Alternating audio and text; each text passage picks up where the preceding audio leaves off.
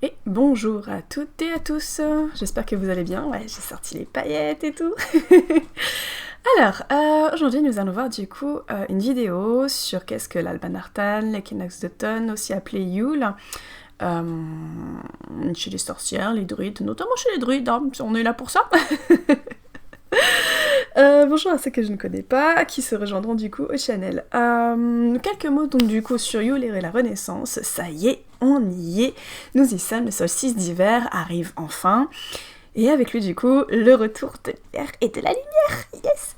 Vous l'avez compris, l'hiver commence officiellement, hein, à partir, déjà là on y est, hein, avec l'abaissement de température, avec le fait que les journées sont de plus en plus raccourcies, les portails énergétiques, l'introspection sur soi, c'est pour ça qu'en ce moment ça bouge énormément, c'est parce que tout ce qu'on a refusé, rejeté, pas voulu du tout apprendre, comprendre au cours de l'année, qu'on n'a pas voulu en fait accepter et à travailler en soi, ça bouge beaucoup, là du coup, avec du coup les ombres qui se profilent et cette fête de la lumière du coup, de cet équinoxe, et en fait, bouge, je fais d'autres mots, ce qu'on a refusé et rejeté en fait, c'est le moment en fait de l'accepter, de le prendre avec amour, et du coup de se mettre dans un cocon pour y réfléchir, pour y méditer, et bien sûr du coup pour avancer avec de la plus haute et de la meilleure des manières.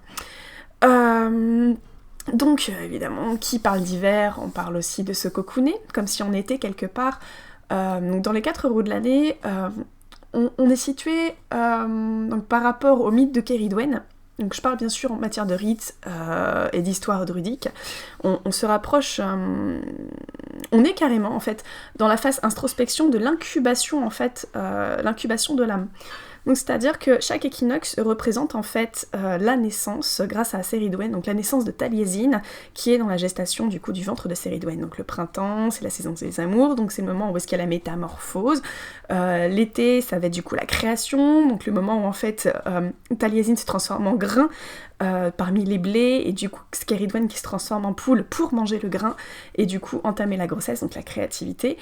L'automne, du coup, ça va être au moment où Keridwen, du coup, se donne le temps, du coup, d'être dans la gestation, ou au lieu d'être dans la passion, au lieu d'être dans le feu, du coup, elle va être un peu plus en elle-même, un peu plus dans l'amour, dans l'acceptation de sa créativité, l'acceptation qu'elle change, elle se transforme. Et là, du coup, avec Albanartan, l'équinoxe d'automne, l'équinoxe d'hiver, pardon, du coup, on est du coup à la place de Taliesin, dans la gestation du coup du ventre, dans le hockey. On a passé les 3 équinoxes de l'année à travailler sur nous, normalement, à être du coup dans l'attente et l'introspection, à l'affût de la création, à l'affût de la passion, à l'affût de la vie. Et là, en fait, on arrive dans un moment un peu plus aquatique, où justement, on est un peu plus... Voilà, c'est un peu plus de lourdeur à la fois, par rapport à ce qu'on doit travailler, donc du coup, un peu l'introspection de l'âme, où on est là, quoi, dans cette gestation, dans ce cocon, avant justement le fait de... Coucou ma chérie, tiens, pas en gestation, elle est juste derrière, hein. Où au lieu de... voilà, on est toujours dans le ventre de la Terre, en fait, dans le ventre de Gaïa, on se repose sur soi, on se replie dans notre silence, on se replie dans notre cocon, dans notre chaleur, en vue de la lumière, en fait. Et l'équinoxe Albanartan, c'est totalement cette idée, justement, de la lumière de la vie, de revoir, en fait, la lumière du jour, parce que, du coup, la gestation est là, elle est en train de se programmer, elle se termine, et du coup, la pénombre, les ténèbres, l'introspection de soi se termine pour du coup être la meilleure version de soi-même. Voilà à quoi sert l'hiver, à quoi sert Albanartan. C'est du coup se préparer à refaire à nouveau soi, à se réincarner, à accepter cette transition pour de nouveau être nous-mêmes. Et tout ça en 4 minutes de vidéo. Donc évidemment c'est le moment... L'hiver, Albanartan, pour se cocooner, sortir les grosses chaussettes que vous aimez, vous mettre dans vos pilous pour pouvoir avoir bien chaud, sortir les échappes de 4 km de long, attraper les rhumes, les gastro, la Covid pour ceux qui n'ont pas de peau. Sachant que nous, avec Yannou, du coup, mon mari, on a chopé la Covid là pendant 2-3 semaines, c'était sérieux, et je me lance du coup dans ce qu'on appelle l'anatomie intuitive en Theta Healing. Donc je vais suivre la formation cet été, pour l'été évidemment. Mais là je commence à y toucher un petit peu en tant qu'assistante et en tant que cobaye. Et on sait que en fait les maladies et les désordres viennent de fausses croyances. Donc par exemple quand hier j'ai voulu gérer en fait quand j'ai voulu gérer mes problèmes de poumons et de toux et de cage thoracique, parce que j'avais l'impression d'avoir une lance de glace carrément, ça faisait trop mal, et ben j'ai vu des fausses croyances, des croyances racines. Waouh, ça m'a choquée, parce que c'était pile avec ce que je voulais, avec ce que je croyais, plus que je voulais, et ça avait un impact considérable sur mon corps, et c'était incroyable. Sur ce, je vous laisse juste 30 secondes, je vais bouger mon petit lardon d'amour, parce qu'elle s'est réveillée du coup avec tout le bordel que je fais, évidemment. Coucou ma chérie, bonjour. Bonjour mon amour. Bah ouais, t'as bien dormi? Oh, ça a l'air, oh ouais. Maman, elle est pleine de paillettes ce matin. Et ouais. Ouh, c'est quoi ce gros lardon? Papa, il y a un lardon qui s'est réveillé. Je suis en train de lever. Merci mon amour. Hop, si tu veux faire les couches, c'est ok. Hein. Alors, excusez-moi, j'ai plein de choses à faire. Alors, n'oubliez pas que cette vidéo, elle est faite pour ma clairière Pénerbed, qui est à Camaret-sur-Mer. Mais également pour ceux qui veulent s'initier à tous les rituels et toutes les cérémonies possibles. J'ai oublié de fermer la porte. Non? Tu veux lui faire la couche du coup? Ok. Qui veulent faire du coup les cérémonies et les rituels d'eux-mêmes en toute quiétude, avec quand même un minimum de base, un minimum d'expérimentation, d'expérience venant d'autres personnes que des druides, j'ai envie de dire franc-mac, etc., où tout est carré, tout est ordonné, où il n'y a pas de place à la créativité parce qu'on vous a enseigné que c'est comme ça et pas autrement. Moi je suis là en fait pour vous montrer, pas vous enseigner, mais vous partager en fait mon expérience de la plus haute et la meilleure des manières qui soit, de manière à ce que vous fassiez vous-même vos propres réflexions, réfléchir peut-être, piocher des idées. Moi j'aime bien en fait j'aime bien inspirer également, si c'est ok pour vous, pour du coup être autonome ou tout simplement pour pouvoir faire les choses chez vous. Voilà, donc reparlons de l'hiver, d'Albanartan. L'hiver c'est pour moi le moment de se poser, de se ressourcer. Quand on repense avec ironie aux fêtes de fin d'année, évidemment, ce n'est pas du tout le cas. Hein, les fêtes de l'année, ça s'impose à un rythme pour ceux qui veulent faire des grands banquets familiales ou quoi que ce soit. On n'a jamais le temps de faire les cadeaux, on n'a jamais le temps d'aller acheter les cadeaux, on n'a jamais le temps de préparer les plats. Donc moi, quand je vous dis que c'est le moment de se ressourcer, c'est parce qu'en fait, comme je le disais, c'est par rapport du coup au rituel de Cerridwen, où on est dans l'incubation, où on doit prendre soin de soi. Évidemment, c'est pas forcément le cas de tout le monde. Donc, moi, ce que je préconise, c'est de ralentir le rythme afin de faire l'introspection en douceur. Et si c'est ok pour vous, en fait, de démarrer sur les chapeaux de roue à partir du 23 à 24, faire une pause, recommencer le 31 premier, c'est ok. Chacun est libre de faire ce qu'il veut. C'est la saison également idéale pour s'accorder des moments de bien-être et prendre soin de vous. Moi je dis ça, je dis rien, hein, avec les raclettes, les fondus et tout ça, le fromage, moi c'est la vie, le fromage fondu. Après, c'est aussi le moment pour prendre les bains chauds, les couvertures devant les cheminées, comme je vous le disais. Après, il y a beaucoup de gens qui n'aiment pas du tout l'hiver parce que c'est un rapport à la solitude.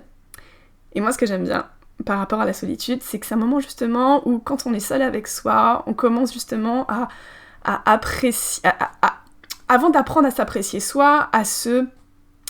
je vais pas dire domestiquer, à se dresser, à se... Il y a un rapport en fait à son soi sauvage et à s'approcher avec douceur en fait, à commencer à s'appréhender, à s'apprivoiser, c'est le mot. Ce que j'aime bien avec l'hiver, c'est que du coup, quand on est en solitude avec soi-même, par exemple le vieux tonton raciste là qu'on n'invite jamais aux familles, s'il pouvait commencer lui aussi à s'apprivoiser, à comprendre pourquoi il est comme ça et à... Voilà, peut-être que la solitude lui irait peut-être un peu mieux qu'un poids lourd. Et c'est pareil pour vous-même en fait. C'est ok, totalement ok en fait, de se dire que j'ai fait des conneries, peut-être que je pense des conneries ou pas du tout, c'est comme si, c'est pas autrement. Qu'importe les façons de penser en fait, si elles sont extrêmes, c'est ok. Le principal, pendant en fait cette fête d'équinoxe, c'est tout simplement l'introspection, c'est apprivoiser son silence, apprivoiser sa solitude, apprivoiser son être, son essence, le pourquoi j'ai agi de cette manière, pourquoi je continue d'agir de cette manière, pourquoi j'ai l'impression d'être rejetée. Ça, c'est en général une question qui fait énormément vibrer mes clientes actuellement. Là, par exemple, ce lundi matin, j'en ai une, ça a été vraiment le rejet, l'abandon, l'humiliation par rapport aux fêtes de fin d'année également. Et il y a tellement de choses à dire sur les 4 plans, sur l'âme, sur la génétique, sur les ancêtres, sur nous en fait, notre essence, notre corps, que c'est juste incroyable. Cette fête de fin d'année, pour moi, elle est parlante, pas de manière que lumineuse et que bien-être, parce que c'est mon métier, en tant qu'énergéticienne, et je m'attache à Sienne pour magicienne, mais également par rapport justement à cette introspection. Alors je conçois qu'on n'ait pas tous le courage justement d'aller dans nos profondeurs pour dire pourquoi je me sens rejetée, ça vient d'où, etc. Je peux comprendre. Et c'est ok, et c'est totalement ok. Mais le tout est du coup ne pas que ça devienne une lourdeur. Et le problème du coup, c'est que personne n'est à blâmer. On ne doit blâmer personne, parce que dans tous les cas, cette fête, elle est là tous les ans. Donc si vous ne faites pas d'introspection, maintenant, c'est que vous n'êtes pas prêt, vous ne le sentez pas prêt, que vous pouvez le faire l'année d'après, ou 10 ans plus tard, ou 20 ans plus tard, c'est totalement ok, si vous en avez besoin ou pas. De mémoire, cette année, le solstice d'hiver aura lieu du coup le 22 décembre, autour de 4h30 du matin. Moi, avec ma clairière, on va le faire le samedi 23, parce que les personnes de ma clairière peuvent le faire un samedi, un dimanche, et je préfère préconiser, surtout que c'est un portage énergétique, et comme je le disais, moi, une date pour une date, ça m'intéresse pas. Un fait pour un fait d'histoire, ça peut fonctionner, mais encore ça dépend. Mais moi, je suis très attachée, en fait, au portail énergétique, au portail lunaire, et au portail astral, enfin astro-cosmique, portail énergétique. Et il se trouve que le 22-23, excusez-moi, c'est un portail énergétique. Donc, que ce soit le 22 ou le 23, pour moi c'est la même chose, c'est juste que le 22 est plus emblématique du coup, de manière historique, que le 23. Mais le 23 au matin, le samedi matin, tout le monde est disponible, alors que le 22 peut-être pas. Et c'est la raison pour laquelle du coup j'ai mis ça un samedi matin. Donc le 22 vers 4h30, ce sera la nuit la plus longue, et il marquera aussi le rallongement progressif des jours, jusqu'au solstice d'été. Et oui, je décompte les jours depuis le mois de novembre. Maintenant parlons un peu de Yule, Alban Artan, l'équinoxe d'hiver. C'est le sabbat célébré aux alentours du solstice d'hiver. Je dis les alentours parce que les dates changent en fonction des traditions. Certaines personnes le fêtent que le 21 décembre par facilité, mais il est également possible de faire durer les célébrations pour comprendre mieux cela. Par exemple, quand on remonte dans le temps, on peut voir... qu'est-ce que j'avais vu ? Que par exemple chez les Normannes, dans les sociétés nordiques...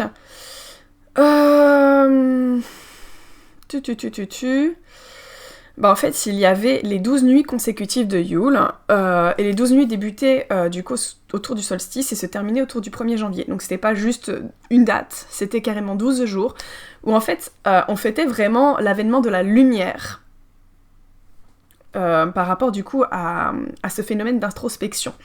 Donc c'était des orgies, c'était des banquets, c'était des orgies, c'était des sacrifices, pas forcément que animaux par exemple.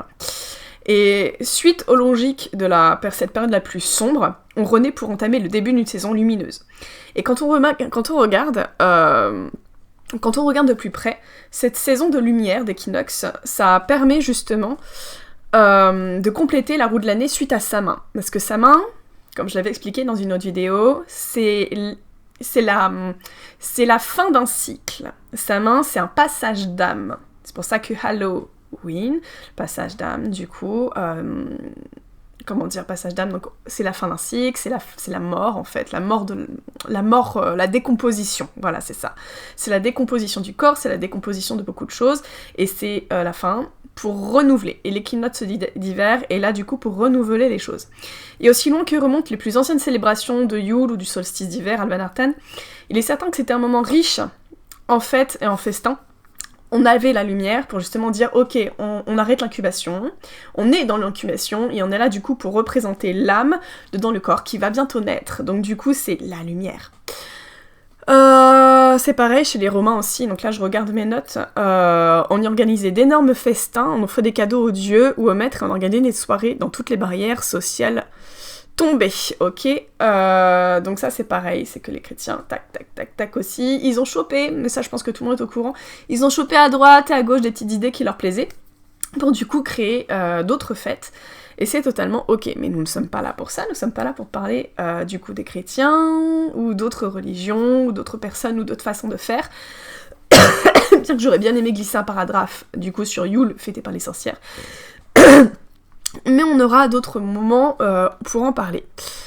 Pour célébrer Yule, il y a plusieurs manières de faire, mais de ce que j'ai lu et de ce que j'ai vu expérimenter à plusieurs reprises, il y a toujours une conception de bûche que l'on allume. Quand j'ai relu mon petit cahier que je vais comme d'habitude vous lire, excusez-moi du débit de parole, je me calme. De ce que j'ai lu, la bûche en fait revient à chaque fois parce qu'elle est là pour apporter la chaleur et la luminosité pendant en fait simplement la nuit la plus longue de la journée, la nuit la plus longue de l'année, quoi. Donc c'est une fat bûche qu'on mettait et que tout le monde allait autour pour pouvoir manger, pour pouvoir parler, parce que la nuit est très très longue et qu'il faut savoir nourrir un foyer en chaleur, en lumière, et du coup tout le monde se réunissait autour de cette énorme bûche pendant toute la journée et toute la nuit, parce qu'en fait on pouvait pas forcément pendant cette époque-là faire autrement. Ok. Donc du coup, à partir de cette petite grosse introduction de 16 minutes, je m'en vais du coup, comme d'habitude, vous présenter Alban Artan, solstice d'hiver de Lobod, donc Lobod France dans lequel je fais partie. Et si j'ai un peu de temps, sinon je ferai une vidéo à part, je vous lirai et je vous ferai part du coup du livre de rituels concernant du coup comment faire cette cérémonie. Donc là, je vais me détendre, je vais baisser mon taux de parole, et vous allez pouvoir, 17 minutes, du coup, continuer à faire votre vaisselle, continuer à faire votre occupation, tout en étant, comme vous le souhaitez, à l'écoute ou non, du coup, de ce que cela représente chez les druides et chez les celtes. Hop. Alors... Alban Artan, l'équinoxe d'automne, d'hiver, du 21 décembre au 22 dans l'hémisphère nord, et le 21-22 juin dans l'hémisphère sud. Alors, il est né le dieu soleil sous l'aspect d'un enfant dépendant, qui mystérieusement a réussi à se soustraire aux puissances des ténèbres qui cherchaient à le détruire, alors qu'il était encore dans le berceau de l'hiver.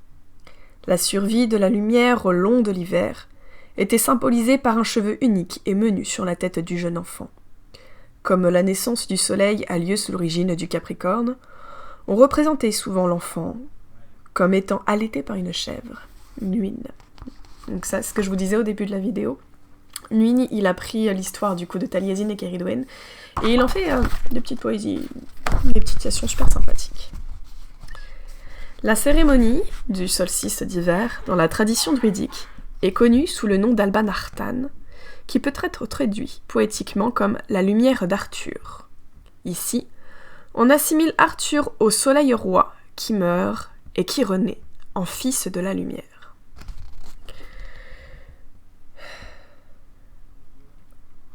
Et le Mabon au moment du solstice d'hiver. C'est Arthur qui renaîtra, s'éveillant de son long sommeil, au fond d'une grotte secrète dans les montagnes du pays de Galles, pour revenir en sauveur des îles britanniques. Ainsi, le nom de la cérémonie incarne et résume le thème essentiel de ce rituel. Pendant la cérémonie, on pleure la mort apparente du soleil, puis, quand le feu est allumé, avec l'idée de la bûche, à l'instant réel ou symbolique du solstice, on célèbre la naissance et la renaissance du soleil, et par association, le retour d'Arthur, Artan. Ce geste est d'une grande antiquité. L'histoire de la nativité chrétienne n'est qu'une version récente de la renaissance du soleil. Ce n'est qu'en 273 de notre ère que l'Église, avec un grand E, a officiellement fait coïncider la naissance de Jésus avec le cœur de l'hiver. Et oui, comme je l'avais dit, il y a l'âme, introspection, on est dans un moment de gestation. Donc du coup, on ouvre l'hiver, on ouvre l'âme pour faire venir du coup la naissance, la renaissance. Donc il y a la renaissance de Jésus et la renaissance de l'âme. Donc la naissance de Jésus avec le cœur de l'hiver, car les évangiles ne précisent pas le moment de sa naissance. Mais les choix étaient judicieux, car le Christ est le roi soleil de l'âge des poissons, et sa naissance se devait donc de correspondre au solstice d'hiver. Le dieu solitaire Mithras, de l'âge du taureau, était né lui aussi au moment de la lumière la plus brève et de l'obscurité maximale.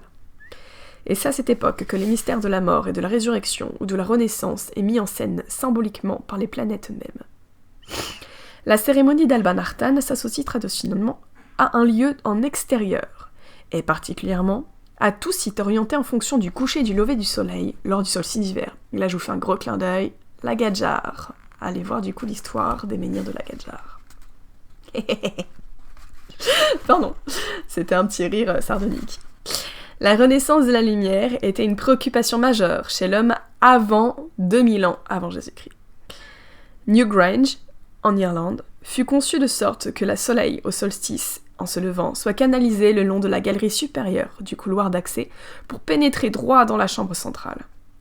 Depuis Parliament Hill, 3 sites s'alignent en direction du point de renaissance du soleil et, à Stonehenge, le soleil d'hiver, lors de son départ, se couche à travers le trilithe du sud-ouest pour se lever, renaissant à travers le trilithe du sud-est. Donc c'est pour ça que, en fait, quand on voit le logo, donc c'est en fait Stonehenge, donc les menhirs, les 3, bon j'arrive pas avec mon doigt, donc les 3 points ça représente les menhirs, et en fait les 3 triangles ça représente les ombres, les reflets de la lumière et du coup les ombres. Et ça représente du coup aussi pas mal de choses, dont la Trinité, la réincarnation avec les 3 phases, etc. Mais à la base, c'est juste un phénomène d'observation naturelle qui, en effet, le passage du coup du soleil, enfin moi j'adore. Ce genre d'histoire, c'est le passage du soleil du coup sur Stonehenge avec du coup les rochers, c'est juste incroyable. Alors, le symbolisme de la cérémonie du solstice d'hiver est plus profond et plus ancien que celui s'attachant à l'été, donc Lughnasadh. Le rituel traditionnel débute par le vœu de paix habituel aux 4 coins de la terre, suivi de la purification et de la consécration du cercle par l'eau et par le feu. Oui, parce que du coup, pour l'air, on fait un exercice de ce qu'on appelle sophrologie, et concernant la terre, du coup, on fait un exercice d'enracinement. Il s'ensuit une vénération des principes mâle et femelle, puis la cérémonie est proclamée officiellement. Alors, mâle et femelle, féminin ou masculin sacré, qu'importe le nom qu'on lui donne, c'est, comme je le disais, l'âme, donc on ne fait pas la différence quand on est incarné, en fait, désincarné, excusez-moi, on ne fait pas la différence quand on est un être désincarné entre les sexes. Donc là, c'est vraiment, comme je le disais, cette idée de gestation de l'âme dans le ventre, du coup, dans lequel on va choisir d'être mâle ou femelle, ou on va choisir de se réincarner en tant qu'homme ou femme. Et c'est la raison pour laquelle, lors de cet équinoxe d'hiver, ces portails, on va également, au cours de cette cérémonie particulièrement, excusez-moi, du coup, faire une cérémonie sur le masculin sacré, le féminin sacré, mâle ou femelle, qu'importe comment on se connaît ça. En druidisme, on parle vraiment de cette notion de mâle et femelle, parce qu'elle, cette entité, ce côté vraiment d'appellation sauvage au fond de nous, comme les chamans. Et du coup, comme les mots ont un pouvoir, on utilise davantage quelque chose qui est allié à l'animal, au bestial. Alors, la cérémonie traditionnelle continue alors avec le Mabon, le jeune, qui interroge l'ancien. Ça, on ne le fera pas. Ce dialogue fait penser à celui de Samonios, donc de sa main, où l'ancien se fait interroger d'une manière similaire. Alors je ne le fais pas parce que c'est une mise en scène un peu théâtrale, ou... comment dire, une mise en scène théâtrale qui date quand même d'il y a pas mal de milliers d'années, on va dire. Et moi, ce qui me gêne dans cette mise en scène, c'est que c'est juste en fait de l'apprentissage de manière indirecte, histoire de dire je suis un apprenti, tu es un apprenant, enfin je suis un cheminot apprenti, tu es un maître, et donc du coup on met en place un système de je partage ton expérience, tu te tais, tu prends. De nos jours, en 2023, ça ce n'est pas possible, on ne peut pas apprendre dans le silence, sauf en observant la nature. Et je suis désolée, on est des humains, on a le droit de comprendre. on est des humains, on a le droit à l'erreur, on a le droit de comprendre, on a le droit de poser des questions pour s'intéresser. Et ayant été, comme je le disais, du coup, dans les précédentes vidéos, cheminante d'un franc-maçon, les francs-macs, c'est vraiment tu te tais et tu montres. Il y a vraiment cette notion de maître, d'absolution, de suprématie, vraiment d'ordre, quoi. Et ça, dans ma carrière, c'est non. Donc, je ne veux pas mettre en place, du coup, ce genre de système théâtral, d'apprentissage par un jeu de théâtre, un jeu de rôle, parce qu'en fait, le rôle, pour moi, il est déjà obsolète dès le moment où il y a justement cet ordre, cette hiérarchie. Je suis d'accord que la hiérarchie peut se mettre en place d'une manière bienveillante si les valeurs de base sont la compréhension, l'empathie et l'acceptation de la sensibilité des uns et des autres. Par contre, dès le moment où c'est juste une histoire de regarder qu'est-ce que c'est que le cheminement, regarder qu'est-ce que c'est que la mise en place de, c'est non. Donc, pour le moment, j'y réfléchis, j'y médite. Si jamais certains d'entre vous ont des questions ou des suggestions à apporter, ou même une autre façon de percevoir les choses, parce que j'ai conscience que c'est mon point de vue, mais pas forcément celui des autres, c'est ok, on peut en parler. On peut aussi essayer de mettre autre chose en place. Je suis vraiment ouverte, je ne suis pas hermétique, je ne suis pas un cercle, je mets en place du coup une sphère concentrique dedans mes cérémonies, et du coup dedans ma clairière.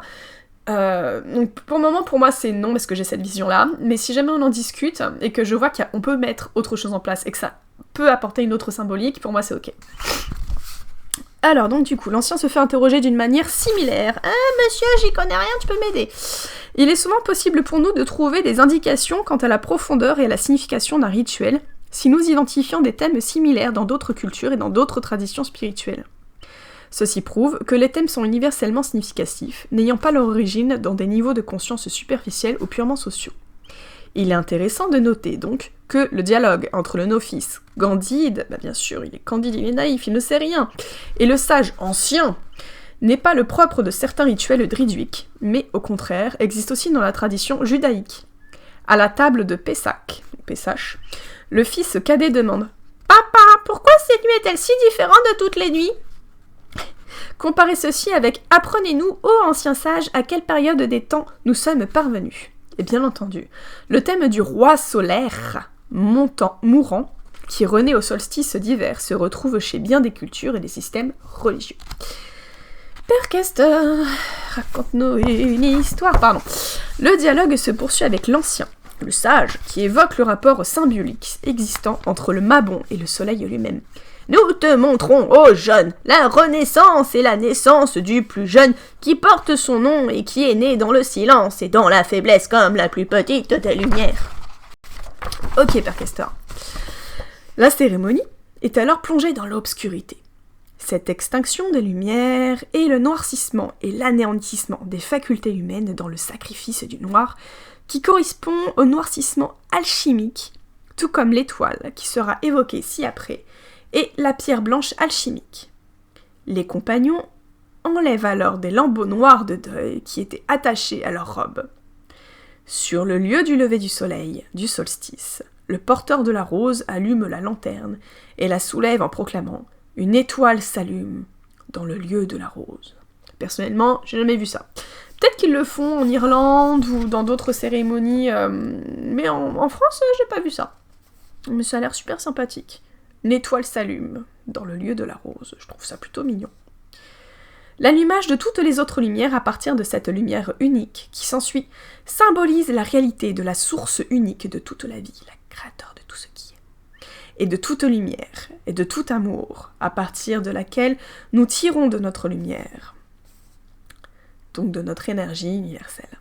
On déplace ensuite le gui depuis le nord, lieu de l'obscurité et de la croissance perpétuelle, parce que le nord est représenté par le dieu du panthéon celtique, Dagda, qui représente la sagesse et la connaissance universelle. Donc perpétuelle jusqu'au centre, dans la mesure où elle représente l'essence même de cette saison. Donc comme je le disais, l'introspection soi, l'avancée sur soi, donc la sagesse et la connaissance, c'est normal que ça vienne du nord. Consacré par le pentagramme double, il devient le symbole de l'instant sacré. Il est considéré comme l'équivalent de la vie en raison de sa ressemblance au sperme mâle. Ok. Juxtaposé au chêne, l'arbre sacré de l'éternité, La plante est dès lors porteuse des deux courants, parce que oui, en fait, Dagda est représenté par un chêne. Donc par deux courants, celui de l'éternité, celui de l'instant présent, et elle est donc coupée à l'aide de la faucille d'or du soleil et de la lune, puisque fait en pleine nuit, et distribuée à l'assistance, comme la plante qui guérit le tout, le présent, du moment de guérison et de l'éternité.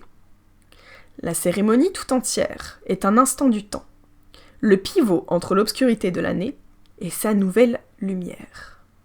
Le temps de nadir et de renaissance, à ce titre, elle marque donc à la fois un début et un aboutissement. Le retour du soleil. La graine de lumière naît dans la matrice sombre du cœur de l'hiver, l'époque que nous appelons le solstice d'hiver. Le solstice signifie point mobile, car tous les ans, aux environs du 21 décembre dans l'hémisphère nord, et du 21 juin dans l'hémisphère sud, le soleil semble se lever et se coucher au même point pendant quelques jours. C'est l'époque de la nuit la plus longue dans la Terre, et quand la Terre semble retenir son souffle même face aux ténèbres écrasantes, puis, presque imperceptiblement d'abord, le soleil entame son long voyage vers le pôle opposé, et la création tout entière exhale. Un cycle de vie nouvelle peut donc recommencer. Ce sont les druides de la Renaissance galloise du XVIIIe siècle qui donnèrent à cette fête le nom d'Alban Artan, tiré d'une vieille traduction littéraire du mot signifiant « l'Arctique ».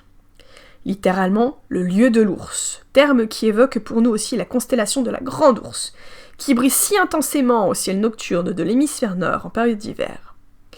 Il nous rappelle aussi Arthur, l'enfant merveilleux, dont la naissance annonçait le début de l'âge d'or pour les îles britanniques. Depuis la nuit des temps, les êtres humains ont salué le retour du soleil, comme un événement de la plus grande importance, la promesse du maintien de la vie sur Terre, un temple de grande antiquité qui subsiste encore comme mémorial de l'importance qu'accordaient les précurseurs néolithiques des druides au solstice de la Brún na Bóinne, le gîte de la rivière Boyne.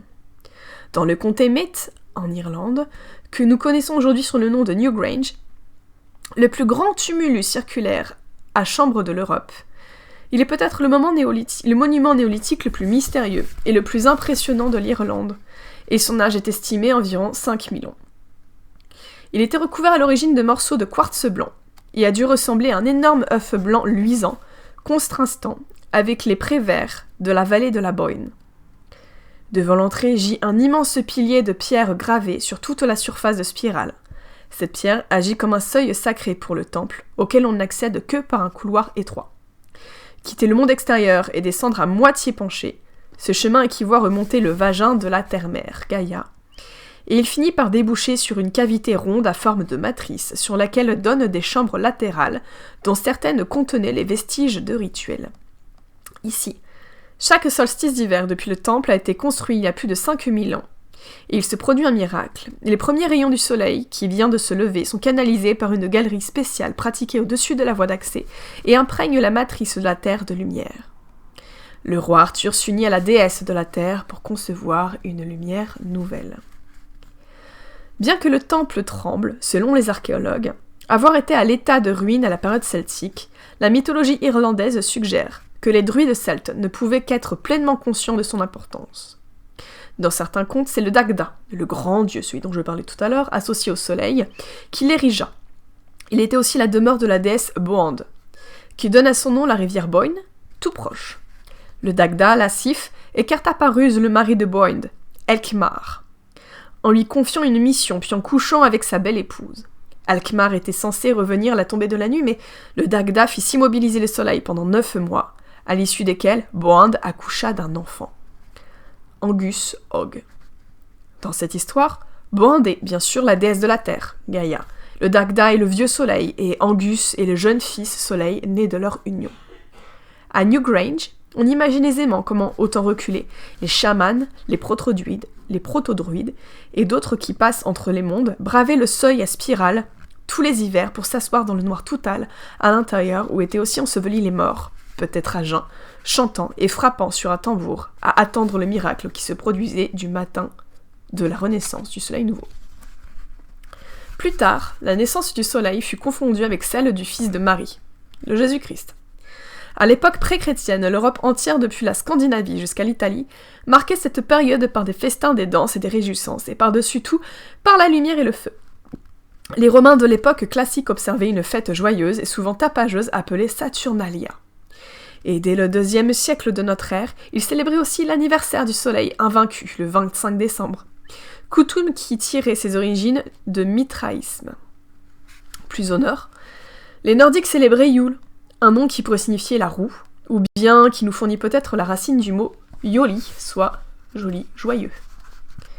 Arrivé au IVe siècle de notre ère, l'Église catholique romaine prononçait le 25 décembre comme l'anniversaire officiel de Jésus de Nazareth, et stipula qu'il serait désormais célébré comme la fête du Christ, la messe du Christ, soit Christmas. Le jour de naissance réel du Christ n'avait jamais été déterminé. Ainsi, après bien des discussions, leur choix se fixa sur la fête ancienne du milieu de l'hiver, dans la mesure où les gens avaient l'habitude de célébrer, à pareille époque, la naissance du dieu héros solaire. Même là, les pères de l'Église étaient obligés de rappeler sans cesse aux fidèles qu'ils étaient censés vénérer la naissance du Christ et non pas celui du soleil. Car bien que cette fête ait été à présent rebaptisée, beaucoup des mêmes coutumes ont continué à avoir cours comme elles l'étaient depuis des millénaires, et donc la finalité était la même, bannir l'obscurité et accueillir la lumière dans la joie. Jusqu'à assez récemment, les habitants des îles britanniques et de l'Irlande célébraient cette fête pendant près de 2 semaines, avec des points forts du 25 décembre au 1er janvier et au 6 janvier. D'où les fameux 12 jours de Noël, et on en parlait tout à l'heure avec les Vikings, les 12 jours de sabbat. Pour nombre de pauvres, on ne trouvait guère de travail à cette saison-là, et de toute façon, donc c'était une époque où on se déguisait en esprit des dieux d'autrefois, en mettant des masques d'animaux et des costumes d'hiver. Ils apportaient ainsi l'esprit de l'hilarité en se déguisant guising, et en mimant des pièces traditionnelles mumming, de village en village, donc Thanksgiving, voilà. Et particulièrement au manoir des riches, qui leur donnaient pour leur peine à manger et à boire. Notre coutume moderne, de faire le tour du voisinage en chantant des Noëls pour recueillir des fonds pour les charités, prend son origine de cette tradition moderne. Riches et pauvres décoraient leurs maisons avec des rameaux d'espèces à feuillage persistant, surtout le hou, dont les baies de couleurs éclatantes symbolisaient la chaleur de la vie. Les bougies aussi étaient populaires partout, apportant dans les habitations froides et sombres une lumière bienvenue. À la période pré-chrétienne, on se serait servi de torches flamboyantes, mais durant des siècles plus récemment, on avait recours généralement aux bougies blanches ou rouges. Une famille pouvait avoir soit une grande bougie isolée, soit plusieurs bougies plus petites pour que chaque membre de la famille, y compris les enfants, puisse allumer la sienne. Plus récemment encore, en Irlande, ceux dont les moyens le leur permettaient avaient une bougie qui durait une semaine entière, qu'on appelait la Coinear Morna Noragne, la grande bougie de Noël, qu'on installait allumée sur l'appui de la fenêtre, en façade de la maison, en guise de bienvenue pour les voyageurs fatigués. Donc je sais pas si vous faites ça en fait, par exemple, si vous fêtez Noël. Donc moi je fête tout, je fête les deux. Je fête le druide et Noël comme ça. Moi je me réconcilie avec ma famille, je me réconcilie avec moi-même et je me réconcilie avec mon futur moi-même, avec mes enfants. J'ai le choix de tout prendre, donc je prends tout sans problème. Donc pour fêter Noël d'une manière chrétienne ou quoi, en général on habille le sapin, je sais pas si vous avez déjà vu, les couleurs de Noël sont en général le rouge, le vert et le doré. Donc le doré pour la lumière bien sûr, le rouge pourquoi ? Bah en fait pour les fruits du gui, pour le côté écarlate éclatant, pas du tout sang, hein, vraiment pour la couleur de la joie, la couleur de la chaleur, et le vert du coup pour refaire penser à la nature, pour refaire penser du coup au hou, je l'ai là, du coup au hou, au gui, du coup à ce qu'on mettait sur les portes pour du coup vraiment faire vif flash en fait en pleine nuit. À la différence des fêtes qui se déroulaient pendant les mois les plus chauds, il n'y avait pas de grand feu à l'extérieur. À la place, la maisonnée se rassemblait autour d'un énorme feu de cheminée ardent, ce que je disais au début avec la bûche. En groupe, les gens partaient en forêt pour ramener la plus grosse bûche, ou souche, on y arrive, qu'ils pouvaient trouver. En Écosse, on appelait ceci la bûche de Yule, au pays de Galles, l'île Borrin Gwylan, la fête de la bile. Il fallait qu'elle soit assez grande pour fournir chaleur et lumière sur toute la durée des 12 jours. Ah, moi j'ai cru que c'était une journée entière de ce que j'avais cherché, mais c'est 12 jours, ça me semble bien aussi, donc une énorme bûche. On décorait la bûche de gerbes de lierre et d'autres verdures, on la plaçait sur un morceau de bois de l'année précédente, qui servait à abraser la nouvelle, symbolisant ainsi la continuité de la lumière et de la vie. Ensuite, on l'arrosait d'une libération de cidre, de chouchen ou de bière avant de l'allumer. Et toute la maisonnée s'asseyait alentour, mangeant et buvant et partageant des histoires, des devinettes et des chansons, se réchauffant autour du brasier joyeux qui symbolisait la lumière du soleil ramenée dans le domaine humain. Pour de plus amples informations sur cette période de l'année, consultez The Winter Solstice par John Matthews, God's Faith Press, 1998. Et quelle heure ? Il est 11h30, je dois partir au travail dans 20 minutes. Et bah, il reste combien de plats ? Je pense que je vais faire un... Non, il me reste pas tant que ça, ok. Vivre la roue de l'année. Si vous n'avez pas la possibilité d'assister à une cérémonie d'Alban Artan, venez chez moi à Crozon, je sais c'est à l'autre bout du monde de la France, mais c'est pas grave, Penarbed, le bout du monde. Vous aurez peut-être envie de célébrer cette fête tout seul ou avec des amis. À vous de choisir comment vous aurez peut-être envie de célébrer cette fête tout seul ou avec des amis. Et à vous de choisir, je me répète, dis donc, à vous de choisir comment vous souhaitez le faire. Mais souvenez-vous que les traits essentiels d'Alban Artan sont de faire le deuil et de laisser partir tout ce qui est terminé ou moribond. Comme je le disais, la gestation. Une période d'obscurité intérieure d'abord, suivie de la réalisation qu'il y a effectivement renaissance au sein de l'âme. L'importance de l'aspect du deuil réside dans le fait que la renaissance ne saurait avoir lieu, à quelque niveau que ce soit, que si nous avons entièrement fait notre deuil ou reconnu la disparition de ce qui s'est passé. Ceci une fois accompli, nous pouvons alors lâcher prise et nous ouvrir à l'aube nouvelle. Toute cette période d'environ 2 semaines qui s'étend du solstice en passant par le nouvel an, pour finir à l'épiphanie, au 6 janvier est unique dans l'année. Le chamboulement que provoquent les fêtes et les célébrations de ce temps peuvent rendre beaucoup d'entre nous stressés et malades. Le dérangement de la routine normale, la réjouissance et les événements sociaux obligatoires peuvent parfois engendrer l'ombre de cette sociabilité, sous forme d'un sentiment de mélancolie ou d'isolement. Si nous gardons à l'esprit que cette période est en effet celle où nous sommes le plus éloignés du soleil, tout en nous laissant prendre conscience de la naissance du Mabon, l'enfant soleil, dans nos cœurs, nous pouvons tenter de faire revenir en nous cette petite lumière, même si dehors tout est encore difficile, sombre et froid. Alban Artan peut être pour nous un temps à la fois paisible et important, durant lequel, dans les profondeurs silencieuses et obscures de notre être, nous prenons contact avec l'étincelle du nouvel enfant soleil, donc de notre nouvel enfant, de notre nouveau nous, qui grandira pour devenir un enfant de lumière éclatant au fur et à mesure que l'année avance. D'où le terme de gestation, on laisse partir pour mieux reprendre. Le nettoyage. Le fait qu'Alban Artan tombe 4 jours avant Noël peut parfois s'avérer fort utile lorsqu'un enfant a besoin de passer une période de fête avec ses 2 parents séparés. Donc si vous êtes un couple séparé ou pas, ou quoi, déculpabilisez, tout va bien. Je sais que ça peut être difficile. Je l'ai vu ça en thérapie avec une cliente justement. Comme je disais, on peut avoir le choix de faire l'un ou l'autre, ou les deux en fait. Et si en fait vous devez laisser votre enfant à une partie de la famille pendant en fait le 24-25, vous pouvez très bien en fait faire le 24-25 avant ou après, ce que font en général les gens. Mais pour un peu plus de symbolique, vous pouvez le faire pendant l'équinoxe d'hiver, avec une bûche et avec plein de choses beaucoup plus lumineuses pour créer vraiment des souvenirs énergétiques, des souvenirs beaucoup plus lumineux que de juste quelque chose de commercial, qui est le 24 au soir. Et le 25, vous m'excuserez, c'est devenu un peu le mot quoi. Alors, donc ça serait fort utile lorsqu'un enfant a besoin de passer une période de fête avec ses 2 parents séparés. Plutôt que d'être en compétition pour l'unique jour de Noël, les 2 parents ont la possibilité de proposer à l'enfant un jour de fête, l'un Alban Artan et l'autre à Noël. Hé hé hé, pas bête la guêpe. Alors, l'association avec Alban Artan, le soleil, la terre, la couleur verte, le gui, minuit, la grande ours, le ciel nocturne, la mort, la renaissance ou Chichi. Non, il n'y a pas de Chichi.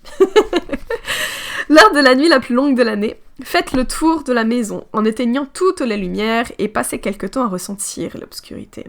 Vous pouvez tout simplement aller dans une pièce, allumer du coup une bougie, commencez à lâcher prise, et du moment où vous vous sentez prêt à méditer, vous éteignez la bougie pour vous confronter, pour accepter votre part d'ombre et d'obscurité. Donc, ralluons les bougies, non. Alors, les maisons, promenez-la dans une pièce, non. Couchez-vous de bonne heure avec un catalogue de graines. Décorez votre hôtel de gui. Buvez de l'hydromel pour célébrer la renaissance de l'année. Traitez cette époque comme la conclusion de l'année et anticipez sur l'année qui commence en rêvassant, puis en faisant des projets pour votre année. méditer. Voyagez en métro, mangez le cake, buvez de l'alcool de fruits que vous avez confectionné à Albanel Fed, plantez de l'ail, visitez un cimetière, remarquez par où le soleil pénètre dans votre maison. Prenez 2 bougies de l'Avent, raccourcissez l'une d'elles de quelques jours, allumez-la au solstice, commencez à allumer la seconde vers l'épiphanie, celle-là durera jusqu'à Imbolc. Méditation de danse ou de mouvement, commencez à plat, couchez au sol, lentement éveillez-vous, levez-vous, et commencez à bouger sur n'importe quelle mélodie joyeuse. Ce qu'ils sont en train de décrire là sur cet exercice que j'ai fait, en gros c'est pour commencer par terre et faire la vie. Donc, vous voyez un petit peu l'idée, c'est du coup recommencer le cycle de la réincarnation. Avec la bougie, le fait de mourir, donc allumer partout, séjourner partout, repartir, revenir dans le corps, voilà. En gros, cet exercice, il est fait pour conscientiser qu'on est dans la nouveauté de l'année et du coup dans la renaissance. Je l'ai fait une fois, je le referai pas. J'ai totalement conscience de ça, donc c'est pas un problème. Mais si vous voulez l'expérimenter, c'est totalement ok. Je vous renverrai du coup je vous photographierai et je vous enverrai du coup cette méditation. Alors, en solitaire, Alban Artan. Préparez une bougie au centre d'un lieu, ainsi qu'une bougie à chaque direction, nord, sud, est, ouest, non allumée. Mais celle du centre doit l'être. Ayez aussi au centre des allumettes ou un briquet, de même que votre journal spirituel ou un cahier en plus d'un stylo. Habillez-vous d'une robe ou d'un vêtement de couleur claire, le blanc pour attirer du coup la luminosité, en portant par-dessus un manteau ou un châle foncé pour pas avoir froid. Cette cérémonie doit être menée de nuit, dans un lieu qui est aussi sombre que possible. Après donc du coup il y a l'ouverture de la cérémonie. Hop, donc le rite. Voici venu le temps de reconnaître tout ce qui est advenu jadis et qui n'est plus. Les brises tièdes du cœur de l'été ne sont qu'un souvenir, je suis à présent loin de cet endroit, et j'assiste au point le plus sombre. Le chêne est nu, la terre est froide, le ciel est noir, d'où l'espoir pourrait-il venir? Je suis aussi éloigné des terres d'été qu'il est possible de l'être.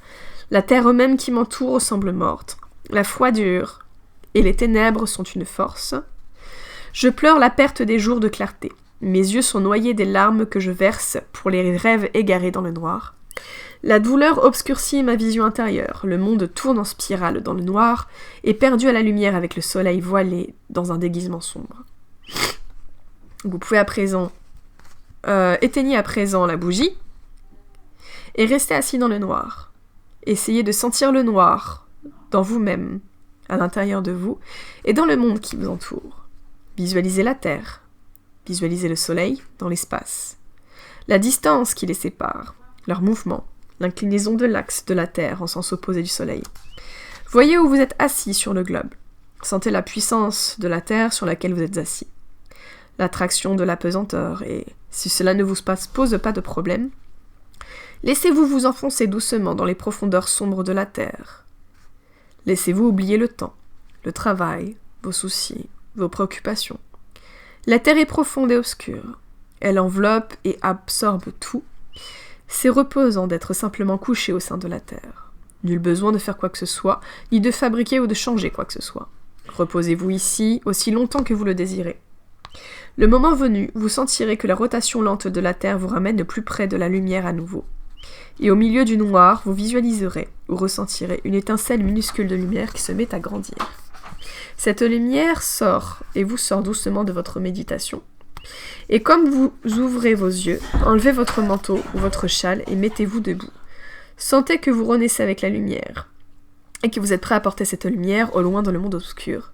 Rallumez la bougie au centre en disant « La lumière renaît sur la terre comme elle renaît dans mon âme. » Hop. Et voilà du coup pour Alban Artan. Donc ça c'était la cérémonie en solitaire.